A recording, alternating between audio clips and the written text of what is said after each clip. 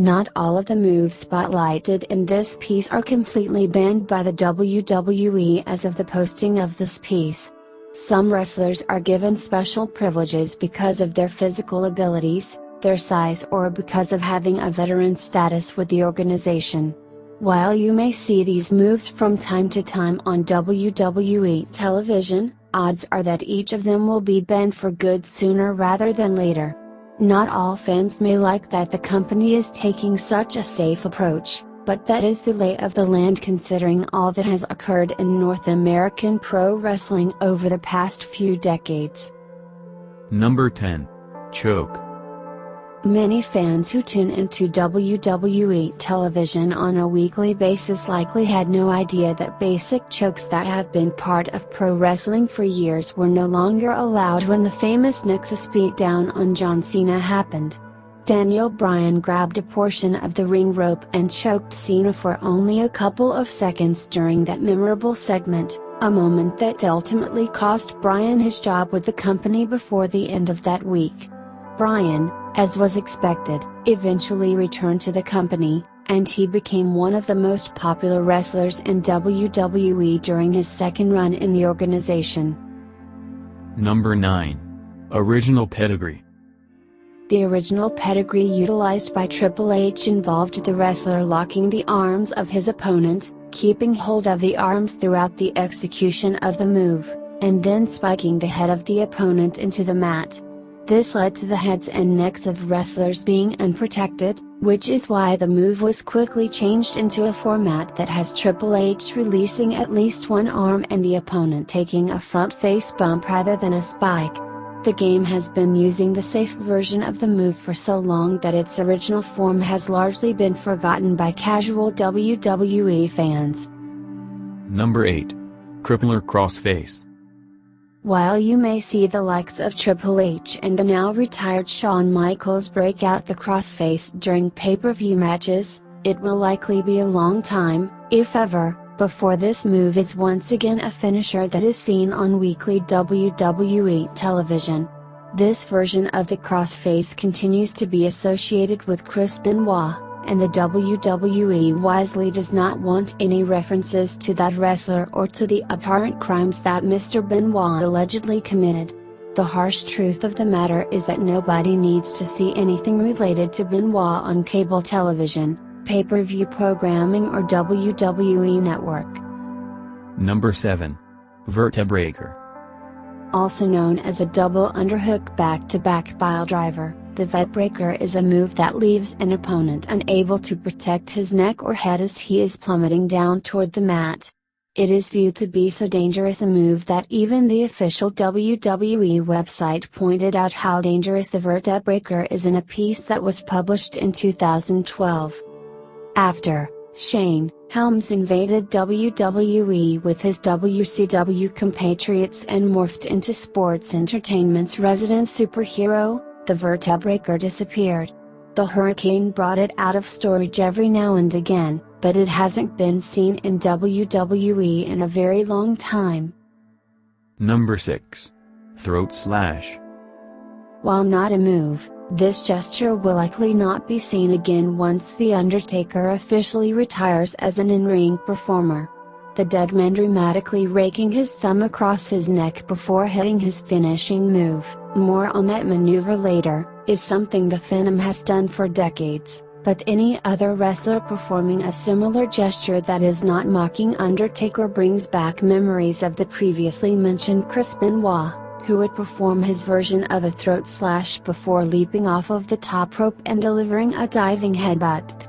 That, along with beheadings that have become a part of the War on Terror, have made the throat slash a no-go in the PG era of WWE. Number 5. Death Valley Driver. Long before the days of the ultra-safe attitude adjustment that belongs to John Cena was the Death Valley Driver. Unlike the AA, which has opponents take relatively safe back bumps after being hoisted over Cena's head, the DVD involved wrestlers being dropped downward and spiked, putting them in danger of having their necks compressed. Yes, the AA looks downright ridiculous when compared with the DVD, but being a fan of pro wrestling means having to suspend your disbelief from time to time. The DVD is a move that is unnecessarily risky, regardless of the strength or talent possessed by the wrestler delivering the finisher. Number 4. Reverse Piledriver. It was at the 1997 edition of SummerSlam when this move began to be frowned upon by the WWE. Owen Hart scooped Stone Cold Steve Austin for the piledriver, but Hart did not do well enough to protect Austin's head as Hart sat down onto the mat. Austin suffered a legitimate broken neck, one that played a role in the all-time great being forced to retire in 2003. Things certainly could have gone worse on that night, as Austin was lucky to not have suffered paralysis as that pay-per-view event. It is easy to understand why the WWE does not want performers using this move any longer. Number 3. Piledriver. There are times when WWE performers are given special permission to use a piledriver, but those instances are few and far between these days. While pro wrestlers are trained to protect themselves and their opponents, a piledriver simply leaves too much to chance regarding the safety of the performers. The writing on the wall suggests that all variations of the piledriver will be banned for good once The Undertaker retires.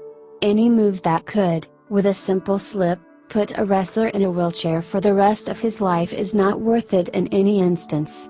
No further discussion needed. Number 2. Randy Orton Punt. The Randy Orton punt is a double-edged sword. Orton or anybody else delivering it has to make contact with the victim for the move to look believable, but that contact puts the individual taking the punt in risk of suffering a serious head injury such as a concussion. This is another time when the risk outweighs the reward, especially when Orton already has a finisher that is over among WWE crowds, the RKO. Preventing head injuries is a top agenda for the WWE these days, and that is why you will hopefully never see the move that sits atop this list occur in any wrestling ring. Number 1. Unprotected chair shot to the head. Learning from past mistakes is a part of any walk of life, and the WWE is no different.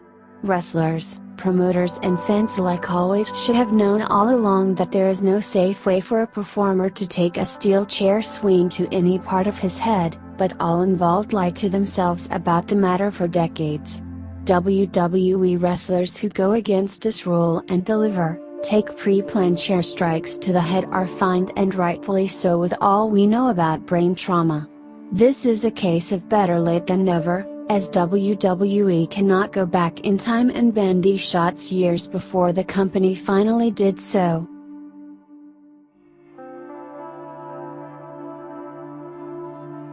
The outcomes of World Wrestling Entertainment matches are predetermined, and the in-ring action is more of a staged performance than it is two guys actually beating the heck out of each other during matches.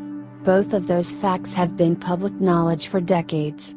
Professional wrestling is often referred to as being a soap opera for males, and part of that soap opera is the back and forth fake battles that are featured on television and during live WWE events. Certain moves pulled off by wrestlers during matches cause fans to leave their feet in anticipation and excitement, either because they are finishers that end contests or because they require top-tier athleticism to be properly executed. The WWE has, over the years, taken steps to protect wrestlers and prevent serious injuries from occurring during matches. Part of this initiative has been to ban certain moves that have, in the past, hurt performers. Some of those knocks have been temporary, such as a sprained neck or a twisted knee. Others, however, have been long-term problems that have plagued wrestlers long after they called time on their active careers. Serious brain injuries have landed WWE in the headlines many times for reasons that have tarnished the reputations of those running the company, so much so that there are critics out there who believe that pro wrestling should be banned in general. Please do not forget to subscribe us. Your like, comment and share will be highly appreciated. Please help us to grow.